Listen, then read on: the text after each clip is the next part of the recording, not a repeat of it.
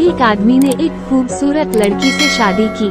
शादी के बाद दोनों की जिंदगी बहुत प्यार से गुजर रही थी। वो उसे बहुत चाहता था और उसकी खूबसूरती की हमेशा तारीफ किया करता था। लेकिन कुछ महीनों के बाद लड़की चर्मरोग से ग्रसित हो गई और धीरे धीरे उसकी खूबसूरती जाने लगी। खुद को इस तरह देख उसके मन में डर समाने लगा कि यदि वो बदसूरत हो गई तो उसका पति उससे नफरत करने लगेगा और वो उसकी नफरत बर्दाश्त नहीं कर पाएगी। इस बीच एक दिन पति को किसी काम से शहर से बाहर जाना पड़ा। काम खत्म कर जब वो घर वापस लौट रहा था, उसका एक्सीडेंट हो गया।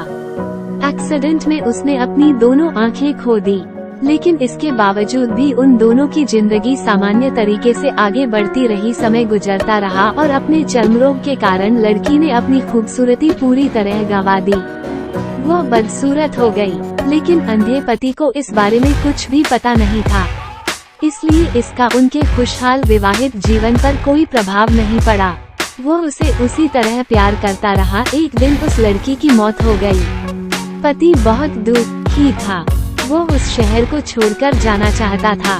उसने अंतिम संस्कार की सारी क्रियाविधि पूर्ण की और शहर छोड़कर जाने लगा। तभी एक आदमी ने पीछे से उसे पुकारा और पास आकर कहा, अब तुम बिना सहारे के अकेले कैसे चल पाओगे? इतने साल तो तुम्हारी पत्नी तुम्हारी मदद किया करती थी। पति ने जवाब दिया, दोस्त, मैं अंधा नहीं हूँ, मैं बस अंधा होने का नाटक कर रहा था, क्योंकि यदि मेरी पत्नी को पता चल जाता कि मैं उसकी बदसूरती देख सकता हूँ, तो यह उसे उसके रोग से ज्यादा दर्द देता।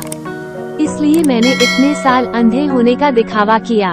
वह बहुत अच्छी पत्नी थी, मैं बस उसे खुश रखना चाहता था। सीख, खुश रहने के लिए हमें भी एक दूसरे की कमियों के प्रति आंखें बंद कर लेनी चाहिए और उन कमियों को नजरअंदाज कर देना चाहिए।